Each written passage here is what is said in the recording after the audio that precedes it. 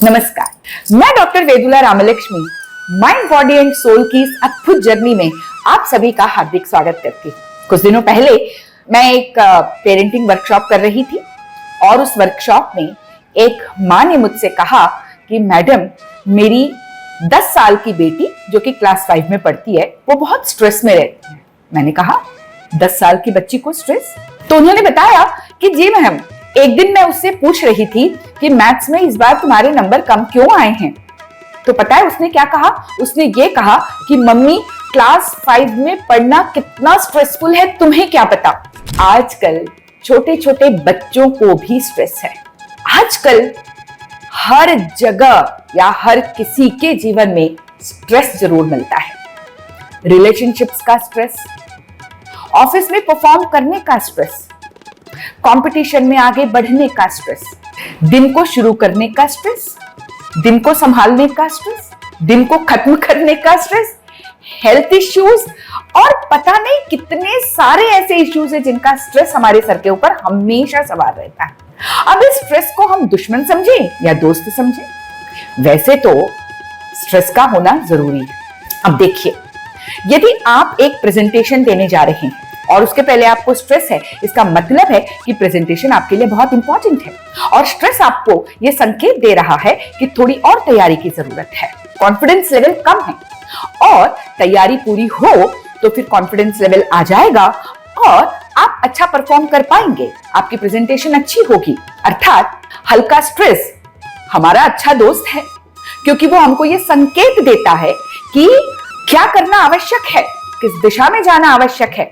लेकिन जैसे कहा जाता है ना, अत की अच्छी न बरसात, अत का अच्छा न सूखा। यही स्ट्रेस जब बहुत ज्यादा बढ़ जाता है तो वो बहुत अधिक घातक सिद्ध होता है। हमने कई बार सुना है कि एग्जामिनेशन के स्ट्रेस को न संभाल पाने की वजह से एक 15 साल के बच्चे ने सुसाइड कर लिया, या फाइनेंशियल प्रॉब्लम्स को न संभाल पाने की वजह से एक युवक ने आत्महत्या कर ली, या रिलेशनशिप्स के बीच में स्ट्रेस इतना बढ़ गया कि रिलेशनशिप जो है टूट गया। ऐसा क्यों होता है? ऐसा इसलिए होता है कि जब कभी किसी भी इश्यू को लेकर दिमाग में प्रेशर बढ़ता है तो अपने आप कॉर्टिसोल नाम का एक हार्मोन रिलीज होने लगता है और ये कॉर्टिसोल हमारे ब्रेन के और शरीर के अन्य अंगों के एक्टिविटी को बढ़ा देता है, हाइपर एक्टिव कर देता है, जिसकी वजह से स्ट्रेस की मात्रा बढ़ जाती है। तो अब इस स्ट्रेस से कैसे बचा जाए, इस स्ट्रेस की वजह क्या है, इसके ऊपर बात करना अत्यंत आवश्यक है। कॉर्टिसोल जब बहुत अधिक रिलीज होने लगता है तो स्वाभाविक सी बात है, हमारा दिमाग और शरीर दोनों ही हाई अलर्ट पर आ जाते हैं। हमें गुस्सा आता है, हम चिड़चिड़े हो जाते हैं और हार्ट बीट तेज हो जाती है, नींद उड़ जाती है। ये सारी चीजें होती हैं और इसके साथ ही ब्रेन फॉग होने लगता है, अर्थात हम चीजों को भूलने लग जाते हैं, मेमोरी लॉस होने लग जाती है, हम डिसीजन लेने में असमर्थ होने लग जाते हैं और साथ ही नींद उड़ जाती है। इंसोमेनिया से हम प्रभावित होने लगते हैं, नींद की कमी होने लग जाती है, ब्लड प्रेशर के बढ़ जाने की वजह से हार्ट अटैक्स आदि का भी खतरा मंडराने लगता है और साथ ही बिहेवियर में बहुत सारी चेंजेस आने लग जाते हैं। बिहेवियर बिल्कुल अबनॉर्मल सा हो जाता है, हम सामान्य रह ही नहीं पाते।